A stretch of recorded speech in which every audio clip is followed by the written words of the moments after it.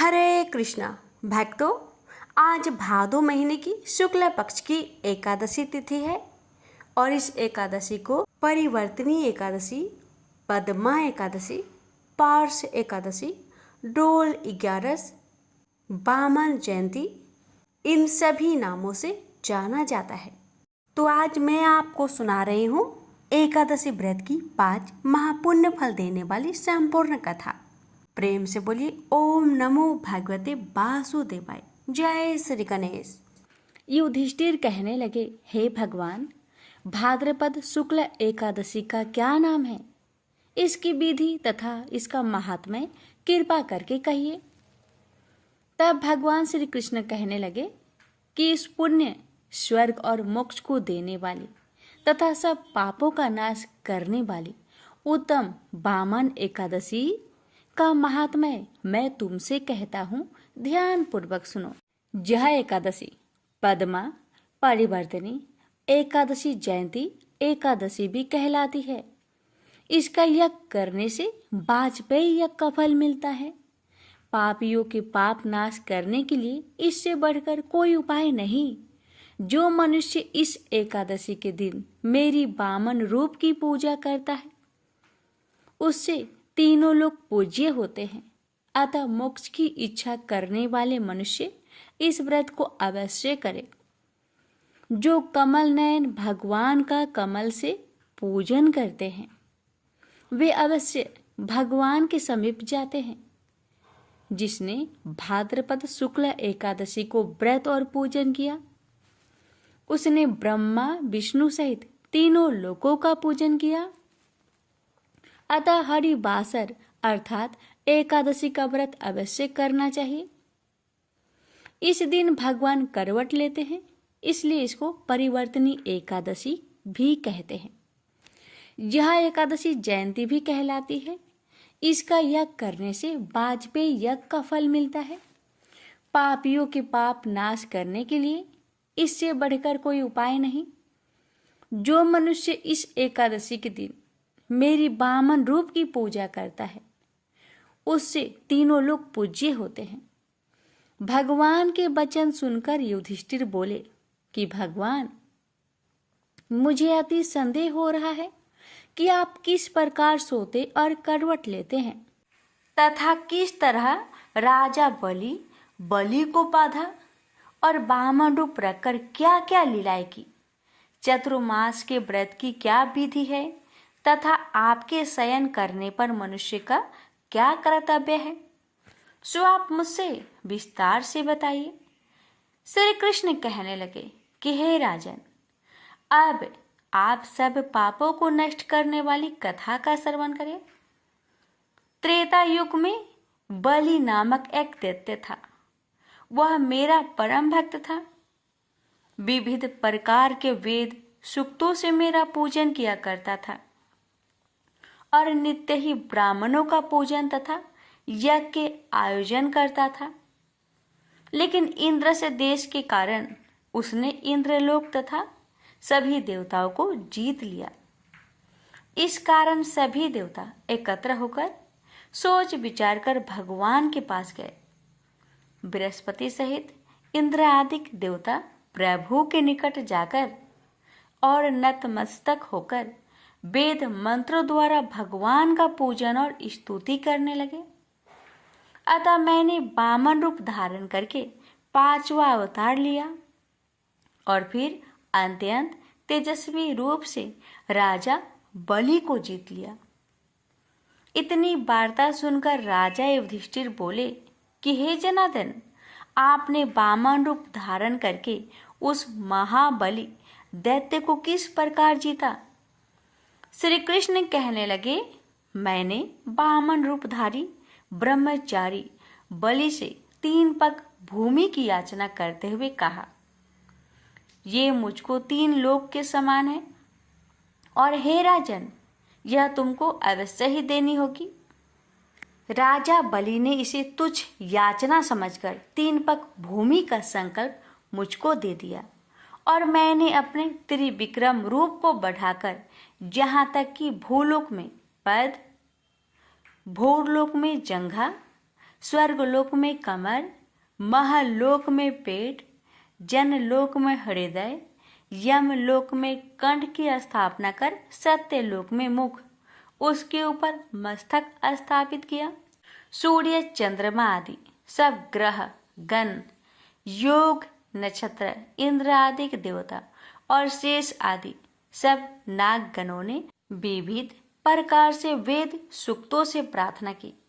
तब मैंने राजा बलि का हाथ पकड़कर कहा, हे राजन, एक पद से पृथ्वी, दूसरे से स्वर्गलोक पूर्ण हो गए, अब तीसरा पग कहाँ रखूं?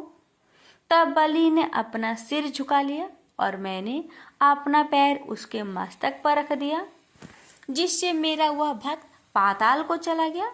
फिर उसकी विनती और नम्रता को देखकर मैंने कहा कि हे बलि, मैं सदैव तुम्हारे निकट ही रहूंगा। विरोचन पुत्र बलि से कहने पर भाद्रपद शुक्ल एकादशी के दिन बलि के आश्रम पर मेरी मूर्ति स्थापित हुई।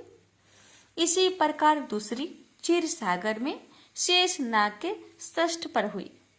हे राजन, इस एकादशी को भगवान शयन करते हुए करवट लेते हैं, इसलिए तीनों लोकों के स्वामी भगवान विष्णु का उस दिन पूजन करना चाहिए। तांबा, चांदी, चावल और दही का दान करना उचित है। रात्रि को जागरण अवश्य करना चाहिए। जो विधि पूर्वक इस एकादशी का व्रत करते हैं वे सब पापों से मुक्त होकर स्वर्ग में जाकर चंद्रमा के समान प्रकाशित होते हैं और यश पाते हैं।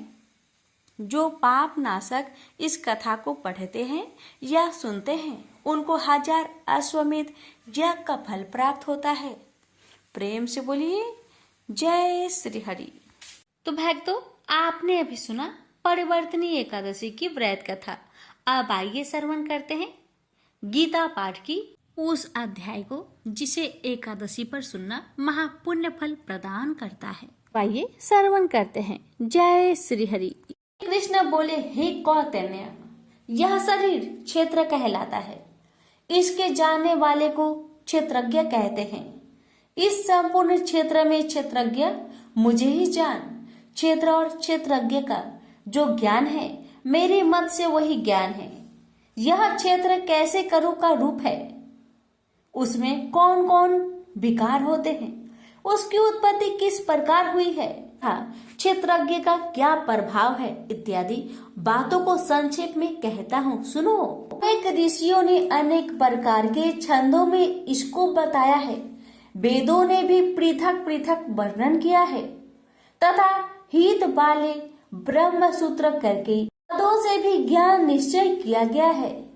पंच महाभूत, अहंकार, बुद्धि, अव्यक्त, प्रकृति, 10 इंद्रिया, मन तथा 5 इंद्रिया के विषय एवं इच्छा, देश, सुख दुख, संघात, चेतना, घृति तथा इनके समूह, संक्षेप में क्षेत्र क्षेत्रज्ञ के यही विकार है। मान एवं पाखंड से रहित अहिंसा, सहनशीलता, सरलता, गुरु सेवा, पवित्रता, अपने मन का संयम, इंद्रियों को विषय से विरक्त, अहंकार रहित और जन्म मृत्यु बुढ़ापा रोग दुख आदि दोषों को देखना, पुत्र स्त्री गृह इत्यादि से आसक्त न करना तथा इनमें अपने को सुखी दुखी न मानना एवं इष्ट अनिष्ट की प्राप्ति में हर्ष विषाद रहित रहना, अनंत भाव से मेरी अनन्य भक्ति करना, एकांत में रहना, जन समूह में रहने से विराग, सदा स्मरण रखना कि मैं परमात्मा का ही अंश हूँ। ज्ञान प्राप्ति के उद्देश्य से मोक्ष को सबसे श्रेष्ठ मानना, इसे ही ज्ञान कहते हैं। अब ज्ञेय का स्वरूप वर्णन करते हैं। जिनको जानकर मनुष्य मोक्ष को प्राप्त होता है वह आदि रहित बड़ों से बड़ा, अकथनीय होने से न सत्य ही कहा जाता है और न असत्य ही कहा जाता है। सब और उसके हाथ और चरण है, सब और नेत्र सिर और है। वही जगत में सबको घेरे हुए स्थित है। वह सब इंद्रियों के गुण का प्रकाश है, पर उनके कोई इंद्रिय नहीं है। जिसको किसी से आसक्त नहीं, पर जो सबका आधार है। जो स्वयं निर्गुण होने पर भी गुणों का भोक्ता है, जो भूतों के बाहर भीतर है तो भी चर और अचर है, जो अत्यंत सूक्ष्म होने के कारण जाना नहीं जाता, जो दूर भी है और निकट भी है, जिनके विभाग नहीं होने पर भी जो भिन्न भिन्न भूतों में समान विभक्त रहता है, समस्त भक्तों का पालन नाश और उत्पन्न करने वाला ज्ञेय वही है। वही अंधकार से परे ज्योतिष्मान पदार्थों को ज्योति देता है। जहाँ ज्ञान जानने योग्य पदार्थ ज्ञान के द्वारा जानने योग्य सबके हृदय में वास करता है। इस प्रकार क्षेत्र यज्ञ और ज्ञेय सबको संक्षेप में कहा। इसे जानकर मेरा भक्त मेरे पद के योग्य होता है। प्रकृति तथा पुरुष दोनों ही अनादि है। विकारों और गुणों की उत्पत्ति प्रकृति से हुई है। कार्य तथा कारण को प्रकृति उत्पन्न करती है। पुरुष तो सुख व दुखों का भोक्ता है। प्रकृति में पुरुष रहता है, प्रकृति के गुणों का उपयोग करता है, तदनुसार उत्तम व अधम योनियों में जन्म लेता है। इस प्रकार गुणों के साथ जो प्रकृति और पुरुष को जानता है, उसका रहन सहन चाहे जैसा हो, पूर्ण जन्म नहीं होता। जो ध्यान से कोई सांख्य योग से तथा कोई कर्म योग द्वारा अपने को आत्मा में देखते हैं, परंतु कोई तो इस प्रकार न जानते हुए भी दूसरे से सुनकर ध्यान करते हैं तथा श्रद्धा से सुनकर वे भी मृत्यु के पास चले जाते हैं। हे अर्जुन, स्वथावर या जंगम सब उत्पन्न प्राणी क्षेत्र तथा क्षेत्रज्ञ के संयोग से ही होते हैं। परमेश्वर सब भूतों में समान रूप से ही है। भूतों के नष्ट होने पर भी उसका नाश नहीं होता। सब में समान रूप से स्थिर परमेश्वर को देखता हुआ जो आप ही आत्मा का नाश नहीं करता, वह उत्तम गति प्राप्त करता है। जो यह देखता है जब वह भिन्न भिन्न भूतों को परमेश्वर के बीच एक रूप देखता है और उसी से उनका विस्तार है, तब वह ब्रह्म को प्राप्त होता है। हे भारत, जैसे एक ही सूर्य समस्त लोक को प्रकाशित करता है, वैसे ही क्षेत्रज्ञ समस्त क्षेत्र को प्रकाशित करता है। जो लोग ज्ञान दृष्टि से क्षेत्र और क्षेत्रज्ञ के भेद तथा भूतों की प्रकृति देखकर मोक्ष का उपाय जान लेते हैं, वे परम पद को पा लेते हैं। प्रेम से बोलिए श्री कृष्ण भगवान की जय। अब सुनिए 13वें अध्याय का महात्म्य। श्री नारायण जी बोले, हे लक्ष्मी, अब तुम 13वें अध्याय का महात्म्य सुनो। दक्षिण देश में एक हरि नामक नगर था। वह एक व्यभिचारिणी स्त्री रहती थी। एक दिन एक पुरुष से उसने वचन किया कि हम अमुक स्थान पर तेरे पास आऊंगी, तुम वहां चलो। वह पुरुष किसी अन्य स्थान पर चला गया और स्त्री उसे खोजते खोजते हैरान हो गई, पर वह पुरुष ना मिला। वह पुरुष भी भागता फिरे। वह गणिका घर पर उसकी राह देखने लगी। राह देखते देखते सारा दिन व्यतीत हो गया, पर प्रीतम ना आया। शाम हुआ तब वह प्रीतम का नाम ले लेकर पुकारने लगी। इतने में ही वह पुरुष मिल गया। दोनों बड़े प्रसन्न होकर बैठे कि इतने में एक शेर आया और गणिका को खा लिया। तब यमदूत गणिका को धर्मराज के पास ले गए। धर्मराज ने हुक्म दिया, इसको चांडाल का जन्म दे दो। श्री नारायण जी कहते हैं, लक्ष्मी उसने गणिका का देह त्याग चंडालनी का देह पाई। कई दिन पीछे एक दिन नर्मदा नदी के तट पर चली गई। वहां देखा कि एक साधु गीता के 13वें अध्याय का पाठ कर रहा है। उसे उसने सुन लिया। जब अध्याय सुनकर प्रसाद पाया तो तुरंत चंडालनी के प्राण छूट गए। वह देव देही पाई। आकाश से विमान आया, उस पर बैठ बैकुंठ को चली। तब उस साधु ने पूछा, अरे तूने कौन सा पुण्य किया जिसके करने से बैकुंठ को चली? चंडालनी ने कहा, हे संत जी, इस गीता के 13वें अध्याय के पाठ का श्रवण कर मैं बैकुंठ को चली। तत्पश्चात उसने पार्षदों से कहा, कोई ऐसा यत्न करो कि जिस सिंह ने मुझे पहले गणिका जन्म में खाया था उसको भी साथ ले चलो। फिर उसने उस साधु से प्रार्थना की, हे संत जी, गीता के एक श्लोक के पाठ का फल उस सिंह के निमित्त दे दो तो उसका भी उद्धार हो जाए। तब उसी संत ने उसे भी गीता का पाठ का फल दिया, जिससे तत्काल उस सिंह की देह छूटी और देवदेही पाई। तब दोनों विमान पर चढ़कर बैकुंठवासी होकर परम धाम को प्राप्त हुए। प्रेम से बोलिए लक्ष्मी नारायण की जय। अब सुनिए विष्णु प्रिया माँ तुलसी की कथा। एक बार देवराज इंद्र देवगुरु बृहस्पति के साथ भगवान शिव का दर्शन करने कैलाश गए। महादेव ने दोनों की परीक्षा लेनी चाहिए, इसलिए रूप बदलकर अवधूत बन गए। उनके शरीर पर कोई वस्त्र न था। उनका शरीर जलती हुई अग्नि के समान धधक रहा था और अत्यंत भयंकर नजर आते थे। अवधूत दोनों के रास्ते में खड़े हो गए। इंद्र ने एक विचित्र पुरुष को रास्ते में खड़े देखा तो चौंके। इंद्र को देवराज होने पर गर्व घेरने लगा। उन्होंने उस भयंकर पुरुष से पूछा, तुम कौन हो? भगवान शिव अभी कैलाश पर विराज रहे हैं या कहीं भ्रमण पर है? मैं उनके दर्शन के लिए आया हूँ। इंद्र ने कई प्रश्न किए, लेकिन वह पुरुष योगियों के समान मौन ही रहे। इंद्र को लगा कि एक साधारण प्राणी उनका अपमान कर रहा है। उनके मन में देवराज होने का अहंकार उपजा, जो क्रोध में बदल गया।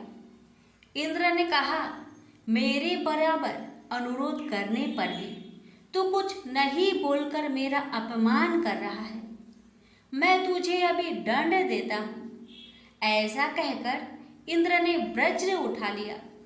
भगवान शिव ने वज्र को उसी समय अस्तंभित यानी जड़ कर दिया। इंद्र की बाह अकड़ गई। भगवान अवधूत क्रोध से लाल हो गए।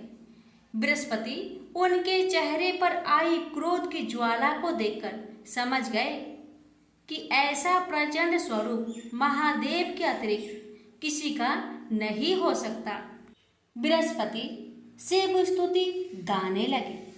उन्होंने इंद्र को भी महादेव के चरणों में लेटा दिया और बोले, प्रभु, इंद्र आपके चरणों में पड़े हैं, आपके शरणागत है। आपके ललाट से प्रकट अग्नि इन्हें जलाने को बढ़ रही है। हम शरणागतों की रक्षा करें। बृहस्पति ने विनती की, प्रभु, भक्तों पर आपकी सदा कृपा बरसती है। आप भक्त वत्सल और सर्वसम्मत है। आप इस तेज को कहीं और स्थान दे दीजिए ताकि इंद्र के प्राणों की रक्षा हो। भगवान रुद्र ने कहा, बृहस्पति, मैं तुम पर बहुत प्रसन्न हूँ। इंद्र को जीवन दान देने के कारण तुम्हारा एक नाम जीव भी होगा। मेरे तीसरे नेत्र से प्रकट इस अग्नि का ताप देवता सहन नहीं कर सकते, इसलिए मैं इसको बहुत दूर छोड़ूंगा। महादेव ने उस तेज को हाथ में धारण कर समुद्र में फेंक दिया। वहां फेंके जाते ही भगवान शिव का वह तेज तत्काल एक बालक के रूप में परिवर्तित हो गया। सिंधु से उद्भव होने के कारण उसका नाम सिंधु पुत्र जलंधर प्रसिद्ध हुआ। जलंधर जिसका नाम शंखचूड़ भी हुआ, शिव के तेज से उत्पन्न हुआ था। इस कारण परम शक्तियों से संपन्न था। वह देवों से भी ज्यादा शक्तिवान था। वह उस तेज से पैदा हुआ था जो इंद्र को समाप्त करने वाला था। इसलिए असुरों ने उसे अपना राजा बनाया। अवधूत रूप में यह लीला करने के बाद महादेव अंतर्ध्यान हो गए। इंद्र के गर्व का भंजन भी हुआ। भगवान के दर्शन भी हो गए। तुलसी से जुड़ी एक कथा बहुत प्रचलित है। श्रीमद् देवी भागवत पुराण में इनके अवतरण की दिव्य लीला कथा भी बनाई गई है। एक बार शिव ने अपने तेज को समुद्र में फेंक दिया था। उससे एक महातेजस्वी बालक ने जन्म लिया। यह बालक आगे चलकर जालंधर के नाम से पराक्रमी दैत्य राजा बना।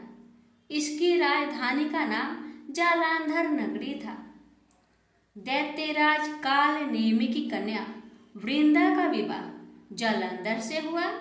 जालंधर महाराक्षस था। अपनी सत्ता के मद में चूर उसने माता लक्ष्मी को पाने की कामना से युद्ध किया, परंतु समुद्र से ही उत्पन्न होने के कारण माता लक्ष्मी ने उसे अपने भाई के रूप में स्वीकार किया। वहां से पराजित होकर वह देवी पार्वती को पाने की लालसा से कैलाश पर्वत पर गया। भगवान देवाधिदेव शिव का ही रूप धरकर माता पार्वती के समीप गया, परंतु मां ने अपने योग बल से उसे तुरंत पहचान लिया तथा वहां से अंतर ध्यान हो गई। देवी पार्वती ने क्रोध होकर सारा वृत्तांत भगवान विष्णु को सुनाया। जालंधर की पत्नी वृंदा अत्यंत पतिव्रता स्त्री थी। उसी के पतिव्रत धर्म की शक्ति से जालंधर ना तो मारा जाता था और ना ही पराजित होता था। इसलिए जालंधर का नाश करने के लिए वृंदा के पतिव्रत धर्म को भंग करना बहुत जरूरी था। इसी कारण भगवान विष्णु ऋषि का वेश धारण कर वन में जा पहुंचे, जहां वृंदा अकेली भ्रमण कर रही थी। भगवान के साथ दो मायावी राक्षस भी थे, जिन्हें देखकर वृंदा भयभीत हो गई। ऋषि ने वृंदा के सामने पल में दोनों को भस्म कर दिया। उनकी शक्ति देखकर वृंदा ने कैलाश पर्वत पर महादेव के साथ युद्ध कर रहे अपने पति जालंधर के बारे में पूछा। ऋषि ने अपनी माया जाल से दो बानर प्रकट किए। एक बानर के हाथ में जालंधर का सिर था तथा दूसरे के हाथ में धर। अपने पति की यह दशा देखकर वृंदा मूर्छित होकर गिर पड़ी। होश में आने पर उन्होंने ऋषि रूपी भगवान विष्णु से विनती की कि वह उसके पति को जीवित करे। भगवान ने अपनी माया से पुनः जालंधर का सिर धड़ से जोड़ दिया, परंतु स्वयं भी वह उसी शरीर में प्रवेश कर गए। वृंदा को इस छल का जरा आभास न हुआ। जालंधर बने भगवान के साथ वृंदा पतिव्रता का व्यवहार करने लगी, जिससे उसका अस्तित्व भंग हो गया। ऐसे होते ही वृंदा का पति जालंधर युद्ध में हार गया। इस सारी लीला का जब वृंदा को पता चला तो उसने क्रोध होकर भगवान विष्णु को शीला होने का श्राप दे दिया तथा स्वयं सती हो गई। जहाँ वृंदा भस्म हुई वहाँ तुलसी का पौधा उगा। भगवान विष्णु ने वृंदा से कहा, हे वृंदा, तुम अपने अस्तित्व के कारण मुझे लक्ष्मी से भी अधिक प्रिय हो गई हो। अब तुम तुलसी के रूप में सदा मेरे साथ रहोगी। जो मनुष्य भी मेरे शालिग्राम रूप के साथ तुलसी का विवाह करेगा उसे इस लोक और परलोक में विपुल यश प्राप्त होगा। जिस घर में तुलसी होती है वहाँ यम के दूत भी असमय नहीं जा सकते। गंगा व नर्मदा के जल में स्नान तथा तुलसी का पूजन बराबर माना जाता है। चाहे मनुष्य कितना भी पापी क्यों न हो, मृत्यु के समय जिसके प्राण मंजरी रहित तुलसी और गंगा जल मुख में रखकर निकल जाते हैं, वह पापों से मुक्त होकर बैकुंठ धाम को प्राप्त होता है। जो मनुष्य तुलसी व आंवले की छाया में अपने पितरों का श्राद्ध करता है उसके पितर मोक्ष को प्राप्त हो जाते हैं। उसी दैत्य जालंधर की यह भूमि जालंधर नाम से विख्यात है। सती वृंदा का मंदिर मोहल्ला कोट किशनचंद में स्थित है। कहते हैं इस स्थान पर एक प्राचीन गुफा थी जो सीधी हरिद्वार तक जाती थी। प्रेम से बोलिए जय श्री हरि, तुलसी मैया की जय, लक्ष्मी नारायण की जय। अब आइए भक्तों, श्रवण करते हैं एकादशी व्रत से जुड़ी भोला भक्त और भगवान की कथा। बहुत साल पहले की बात है। भोला भाला युवक था, आनंद। दिन भर कोई काम नहीं करता, बस खाता ही रहता और सोए रहता। घर वालों ने कहा, चलो जाओ निकलो घर से, कोई काम धाम करते नहीं हो, बस पड़े रहते हो। वह घर से निकलकर यूं ही भटकते हुए एक आश्रम पहुंचा। वहां उसने देखा कि एक गुरुजी हैं। उनके शिष्य कोई काम नहीं करते, बस मंदिर की पूजा करते हैं। उसने मन में सोचा, यह बढ़िया है, कोई काम धाम नहीं, बस पूजा ही तो करना है।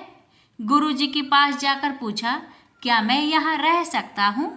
गुरुजी बोले, हाँ हाँ, क्यों नहीं, लेकिन मैं कोई काम नहीं कर सकता हूँ। गुरुजी बोले, कोई काम नहीं करना है, बस पूजा करना होगा। आनंद बोला, ठीक है, वह तो मैं कर लूँगा। अब आनंद महाराज आश्रम में रहने लगे। ना कोई काम ना कोई धाम, बस सारा दिन खाते रहो और प्रभु भक्ति में भजन गाते रहो। महीना भर हो गया। फिर एक दिन आई एकादशी। उसने रसोई में जाकर देखा, खाने की कोई तैयारी नहीं। उसने गुरुजी से पूछा, आज खाना नहीं बनेगा क्या? गुरुजी ने कहा, नहीं, आज तो एकादशी है, तुम्हारा भी उपवास है। उसने कहा, नहीं, अगर हमने उपवास कर लिया तो कल का दिन हम नहीं देख पाएंगे। हम नहीं कर सकते उपवास, हमें तो भूख लगती है। आपने पहले क्यों नहीं बताया? गुरुजी ने कहा, ठीक है, तुम ना करो उपवास, पर खाना भी तुम्हारे लिए कोई और नहीं बनाएगा, तुम खुद बना लो। बेचारा मरता क्या ना करता। गया रसोई में। गुरुजी फिर आए, देखो, अगर तुम खाना बना लो तो राम जी को भोग जरूर लगा लेना और नदी के उस पार जाकर बना लो रसोई। ठीक है। लकड़ी, आटा, तेल, घी, सब्जी लेकर आनंद महाराज चले गए। जैसा तैसा खाना भी बनाया। खाने लगा तो याद आया, गुरुजी ने कहा था कि राम जी को भोग लगाना है। लगा भजन गाने, आओ मेरे राम जी भोग लगाओ जी, प्रभु राम आइए, श्री राम आइए, मेरे भोजन का भोग लगाइए। कोई ना आया तो बेचैन हो गया कि यहाँ तो भूख लग रही है और राम जी आ ही नहीं रहे। भोला मानस जानता नहीं था कि प्रभु साक्षात तो आएंगे नहीं, पर गुरुजी की बात मानना जरूरी है। फिर उसने कहा, देखो प्रभु राम जी, मैं समझ गया कि आप क्यों नहीं आ रहे हैं। मैंने रूखा सूखा बनाया है और आपको तरमाल खाने की आदत है, इसलिए नहीं आ रहे हैं। ऐसी बात है तो सुनो प्रभु जी, आज वहाँ भी कुछ नहीं बना है, सबको एकादशी है, खाना हो तो यह भोग ही खा लो। श्री राम अपने भक्त की सरलता पर बड़े मुस्कुराए और माता सीता के साथ प्रकट हो गए। भक्त असमंजस में, गुरुजी ने तो कहा था कि राम जी आएंगे, पर यहाँ तो माता सीता भी आई है और मैंने तो भोजन बस 2 लोगों का बनाया है। चलो कोई बात नहीं, आज इन्हें ही खिला देते हैं। बोला, प्रभु मैं भूखा रह गया, लेकिन मुझे आप दोनों को देखकर बड़ा अच्छा लग रहा है। लेकिन अगली एकादशी पर ऐसा ना करना, पहले बता देना कि आप कितने जन आ रहे हो, और हाँ, थोड़ा जल्दी आ जाना। राम जी उसकी बात पर बड़े मुंदित हुए। प्रसाद ग्रहण कर चले गए। अगली एकादशी तक यह भोला मानस सब भूल गया। उसे लगा प्रभु ऐसे ही आते होंगे और प्रसाद ग्रहण करते होंगे। फिर एकादशी आई। गुरुजी से कहा, मैं चला अपना खाना बनाने, पर गुरुजी थोड़ा ज़्यादा अनाज लगेगा, वहाँ 2 लोग आते हैं। गुरुजी मुस्कुराए, भूख के मारे बावला है। ठीक है, ले जा और अनाज ले जा। आपकी बार उसने 3 लोगों का खाना बनाया। फिर गुहार लगाई, प्रभु राम आइए, सीताराम आइए, मेरे भोजन का भोग लगाइए।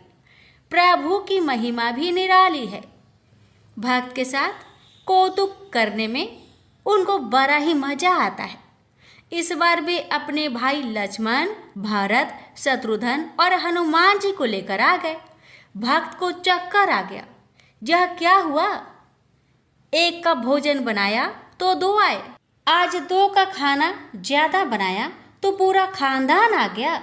लगता है आज भी भूखा ही रहना पड़ेगा। सबका भोजन लगाया और बैठे बैठे देखता रहा। अनजाने ही उसकी भी एकादशी हो गई। फिर अगली एकादशी आने से पहले गुरुजी से कहा, गुरुजी, ये आपके प्रभु राम जी अकेले क्यों नहीं आते? हर बार कितने सारे लोग ले आते हैं। इस बार अनाज ज्यादा देना। गुरुजी को लगा कहीं यह अनाज बेचता तो नहीं, देखना पड़ेगा जाकर। भंडार में कहा, इसे जितना अनाज चाहिए दे दो और छुपकर उसे देखने चल पड़े। इस बार आनंद ने सोचा, खाना पहले नहीं बनाऊंगा, पता नहीं कितने लोग आ जाए।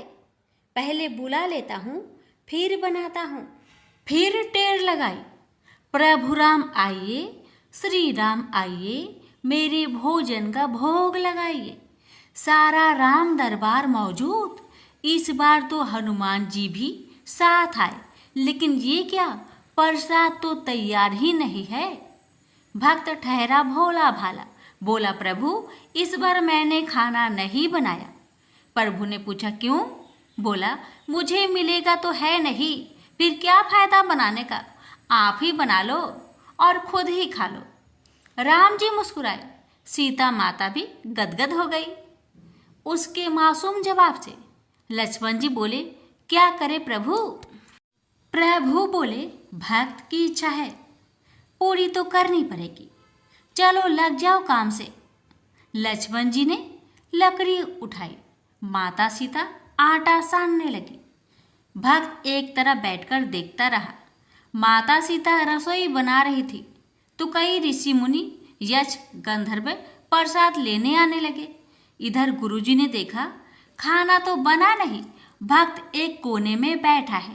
पूछा, बेटा क्या बात है, खाना क्यों नहीं बनाया?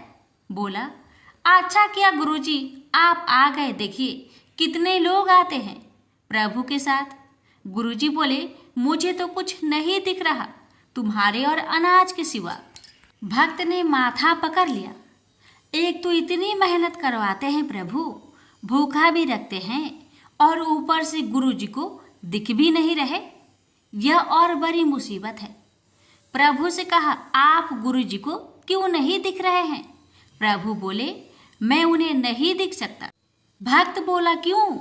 वो तो बड़े पंडित है, ज्ञानी है, विद्वान है, उन्हें तो बहुत कुछ आता है, उनको क्यों नहीं दिखते आप? प्रभु बोले, माना कि उनको सब आता है, पर वे सरल नहीं है तुम्हारी तरह, इसलिए उनको नहीं दिख सकता। आनंद ने गुरुजी से कहा, गुरुजी प्रभु कह रहे हैं आप सरल नहीं है, इसलिए आपको नहीं दिखेंगे। गुरुजी रोने लगे।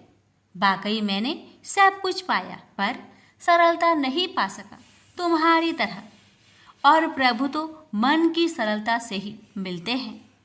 प्रभु प्रकट हो गए और गुरुजी को भी दर्शन दिए।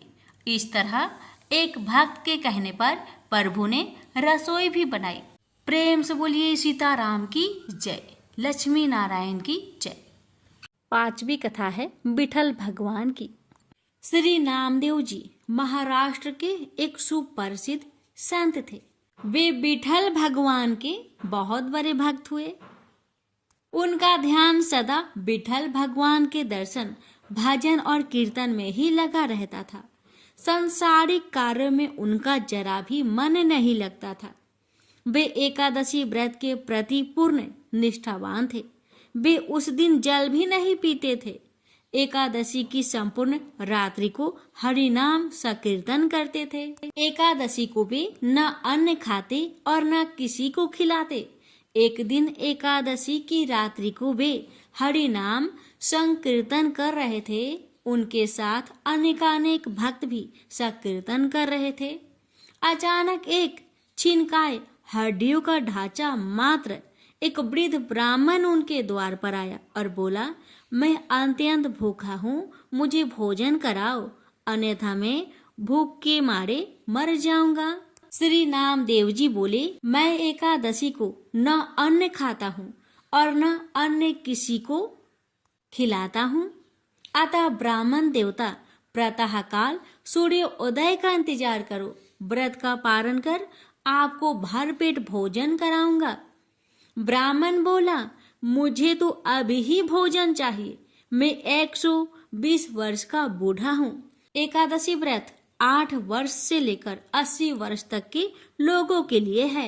मैं भूख से मर जाऊंगा और तुमको ब्रह्म हत्या का पाप लगेगा। श्री नामदेव जी ने कहा, ब्राह्मण देवता, चाहे कुछ भी हो जाए, मैं आपको भोजन नहीं करा सकता, कृपया आप सुबह तक प्रतीक्षा करें। श्री नामदेव जी के ऐसे व्यवहार के प्रति अन्य ग्रामवासियों ने नामदेव जी को निष्ठुर कहा और ब्राह्मण को भोजन देना चाहा, परंतु ब्राह्मण ने भोजन लेने से इनकार कर दिया और कहा, यदि मैं भोजन ग्रहण करूंगा तो सिर्फ और सिर्फ नामदेव से ही करूंगा। श्री नामदेव जी ने जब ब्राह्मण को भोजन ना दिया तो कुछ ही समय में उसके प्राण पेखरू उड़ गए। वहां उपस्थित सभी लोग भी श्री नामदेव जी के प्रति अपशब्द कहने लगे और उन्हें हत्यारा कह कहकर संबोधित करने लगे। श्री नामदेव जी कुछ न बोले, पूर्वतः विठल भगवान के भजन और कीर्तन में ही लगे रहे तथा एक पल के लिए उठे और मृतक शरीर को ढक कर रख दिया। वह मृत देह के समक्ष नाम संकीर्तन करते रहे। प्रातः काल श्री नामदेव जी ने व्रत पारण किया और एक चिता बनवाई। स्वयं उस ब्राह्मण के पार्थिव शरीर को अपनी गोद में लेकर चिता पर बैठ गए। चिता को प्रज्वलित किया गया। जब आग की लपटें श्री नामदेव जी तक पहुंचने ही वाली थी तो अचानक वह ब्राह्मण उठा और श्री नामदेव जी को उठकर चिता से बाहर कूद पड़ा। जब तक नामदेव जी कुछ समझ पाते वह बूढ़ा अंतर्ध्यान हो गया। स्वयं विठल भगवान ही उनकी परीक्षा लेने आए थे। इस घटना को देखकर सब आश्चर्यचकित हो गए और श्री नामदेव जी की जय जयकार करने लगे। धन्य है श्री नामदेव जी। चित्त में प्रज्ञा का प्रकाश, ज्ञान का दीपक जले, तभी ठाकुर जी का निराहार स्वरूप दिखाई देता है। भगवान श्रवण से चित्त रूपी दीपक जलाने का प्रयास मानव को करना चाहिए। मानव को अज्ञानता से लड़ना चाहिए, मगर आलोचना और अज्ञानता पर चर्चा करके अपना समय बर्बाद नहीं करना चाहिए। प्रेम से बोलिए श्री हरि लक्ष्मी नारायण भगवान जी की जय, विठल भगवान की जय। अब सुनिए एकादशी की आरती और अंत में क्षमा प्रार्थना। ओम जय एकादशी, जय एकादशी, जय एकादशी माता। विष्णु पूजा व्रत को धारण कर शक्ति मुक्ति पाता। ओम जय एकादशी माता, तेरे नाम गिनाऊं देवी भक्ति प्रदान करने। गण गौरव की देनी माता शास्त्रों में बरनी। ओम जय एकादशी माता, मार्गशीर्ष के कृष्णा पक्ष की उत्पन्न विश्वातारिणी जन्मी, शुक्ल पक्ष में हुई मोक्षदा मुक्तिदाता बनाई। ओम जय एकादशी माता, पौष के कृष्णा पक्ष की सफला नामक है, शुक्ल पक्ष में होए पुत्र दा आनंद अधिक रहे। ओम जय एकादशी माता, नाम सटटिला माघ मास में कृष्ण पक्ष आवे, शुक्ल पक्ष में जया कहावे विजय सदा पावे। ओम जय एकादशी माता। विजया फाल्गुन कृष्ण पक्ष में शुक्ल आमल की, पाप मोचनी कृष्ण पक्ष में चैत्र महाबली की। ओम जय एकादशी माता। चैत्र शुक्ल में नाम कामदा धन देने वाली, नाम बरुथनी कृष्ण पक्ष में वैशाख महावाली। ओम जय एकादशी माता। शुक्ल पक्ष में होई मोहिनी अपरा ज्येष्ठ कृष्ण पक्षी, नाम निर्जला सब सुख करने कृष्ण पक्ष रखी। ओम जय एकादशी माता। योगिनी नाम आषाढ़ में जानो कृष्ण पक्ष करनी, देव सैनी नाम कहायो शुक्ल पक्ष धरनी। ओम जय एकादशी माता। कामिक श्रावण मास में आवे कृष्ण पक्ष कहिए, श्रावण शुक्ल होए पवित्र आनंद से रहिए। सावन शुक्ल होए पवित्र आनंद से रहिए। ओम जय एकादशी माता। जा भाद्रपदे कृष्ण पक्ष की परिवर्तनी शुक्ला, इंद्र आश्विन कृष्ण पक्ष में व्रत से भाव सागर निकला। ओम जय एकादशी माता। पापंकुशा है शुक्ला पक्ष में आप हरण हारी, रमा मास कार्तिक में आवे सुखदायक भारी। ओम जय एकादशी माता। देवोत्थानी शुक्ला पक्ष की दुख ना सके मैया, देवोत्थानी शुक्ला पक्ष की दुख ना सके मैया। पावन मास में करूँ विनती पार करो नैया, पावन मास में करूँ विनती पार करो नैया। ओम जय एकादशी माता। परमा कृष्ण पक्ष में होती जन मंगल करनी, परमा कृष्ण पक्ष में होती जन मंगल करनी। शुक्ल मास में होए पद्मिनी दुख दरिद्र हरनी, शुक्ल मास में होए पद्मिनी दुख दरिद्र हरनी। ओम जय एकादशी माता।